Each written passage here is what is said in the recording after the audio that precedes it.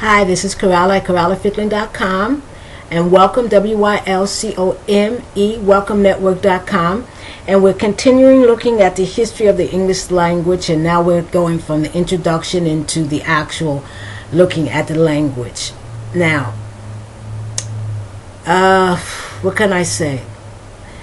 That Britain in the beginning was a Celtic speaking country, just like the countries which now surround or which now make up the UK, Scotland, Ireland, Northern Ireland, Wales.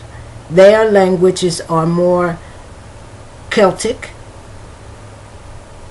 and the only reason that England is not a Celtic speaking language is that it had been invaded by different Germanic groups in the beginning.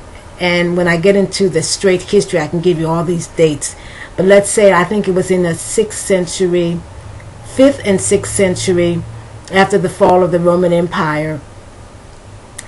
But England never really took to Latin the way that the different countries on the continent that had been conquered by the Romans.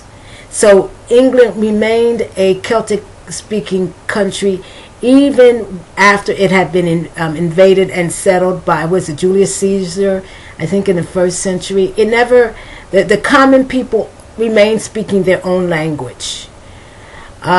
When the Germanic people, the different Germanic peoples, and I add the S peoples, the Anglos, the Saxons, the Jutes, the Frisians came in, and they conquered. They didn't conquer the same way as the Romans. They destroyed. They eliminated God knows how many thousands and hundreds of thousands. I don't know about millions, but hundreds of thousands of people. And the ones they did not eliminate, they pushed westward. Right? So, if you're going to look at the English that's spoken in England today and the roots of that language, you can't look at the Celtic language. You have to start looking at the Germanic languages. So first, I said I was going to look at the verbs, the irregular verbs. So first, what I want to do is give you some of the irregular verbs that first came into the language. Now, these are the irregular verbs. Like when I'm looking over here, as I've said 1,000 times, I'm looking at the list that you can get if you come into welcome.com and you go into the part that says the body, and go into any section that says the body. For example, if it talks about the body, if it talks about skin, if it talks about the eyes or whatever, and go to the very back, because it's on in each section. These verbs are at the very back. Also at the very back are words that came into English, some of the first words that came into English as a result of the first Germanic invasion, some of the words that came into English as a result of the Norse, the Scandinavian invasions, the Vikings, some of the words that came into English as a result of the Norman conquest of 1066, all these different words. Because I think it's important that you understand why do you begin to see a change in the English language. As a result of the Norse invasion, for example, you have the SK, like sky and scare. You either have the SK or the SK sound with the SC, and the C is hard. Okay, so here are some of the first of the verbs, and you'll notice that some of the most important verbs of the English language are included in this first batch, in this first group. To arise. Now, you know, you don't see arise that much in English anymore. You don't say to arise. That A, like you'll see in English, in older English, you'll see arise, afoot, aglow. What we do now in English is have the word rise, but you'll have a preposition or an adverb, not so much that prefix a. Okay, so to arise, the next word, who we all know to be the most important verb in the English language, the most irregular verb in the English language, the only verb that has 3 forms in the present tense and that has 2 forms in the past tense. Present tense, I am, you, we, they are, he, she, it is. past tense, I, he, she, it, was, you, we, they, were, and the past participle been. So it's totally irregular, and it has a lot of different meanings, a lot of metaphoric and metaphorical expressions and idiomatic expressions contain the verb to be. The verb to be has a lot of different meanings. It can be, unlike in Spanish where you have ser and estar, it can have, in English it means just, it could be temporary. For example, I am angry, I am hungry, I am sleepy. Or it could be more permanent where they would use ser. I am black, I am an American, I am from the United States. So the verb to be, the most important verb, a verb that you must know if you want to speak the English language. Okay, to bear, to beat, to become, to break. These are all very important verbs in English, and these verbs, all of them are irregular.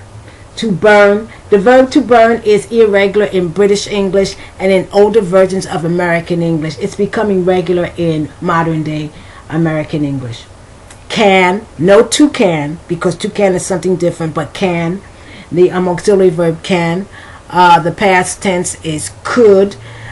I guess you would say the past perfect is could have. I could have done this if I had had the opportunity. Si hubiera tenido la oportunidad. Let me see. Pudiera haber hecho. Pudiera haber hecho tal cosa. I think that's how you say it. I'm not sure. To cling, to come. Very important verb, to come. Okay, come. Present tense, come, comes. Regular. Past tense, came. Past participle, come. I'm not going to give them to you all because I don't have time. To do, very important verb. It's a principal verb, a main verb. It's also an auxiliary verb. Irregular in the present tense, do, does, he, she, it does. Irregular in the past tense, did. Irregular in the past participle, done. To drink, very important. To drive. To eat, of course, to eat. Past tense, ate. Past participle, eaten. Let me see. To forget, yeah. To forget, I guess that's important. Forgot. And in American English, forgotten, past participle.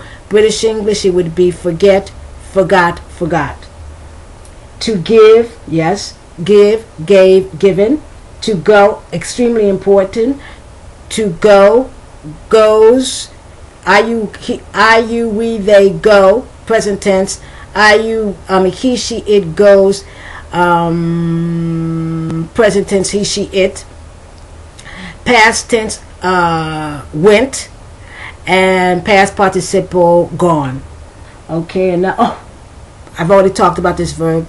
Go and look for it in irregular verbs. The verb to have, extremely important.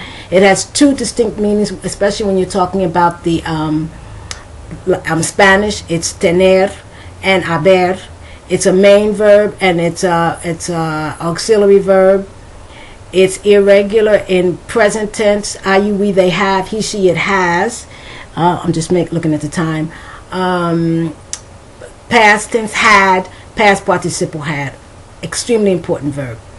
Okay, another verb that's important that came in before 900. The verb to hear. The verb to know. Okay, very important also. Let me make sure I'm okay. Very important. Know. Knew. K-N-O-W. K-N-E-W, excuse me. And known, past participle. The verb to leave. Important, I guess. Important. The verb to make. Past tense, made. Past participle, made. I can maybe do the verb may. Not the verb to make, because there is no to make, but may. Past tense, might, depending on its meaning, and past participle, may have. Okay, time is up. I'll be back. Corralafitland at corralafitland.com.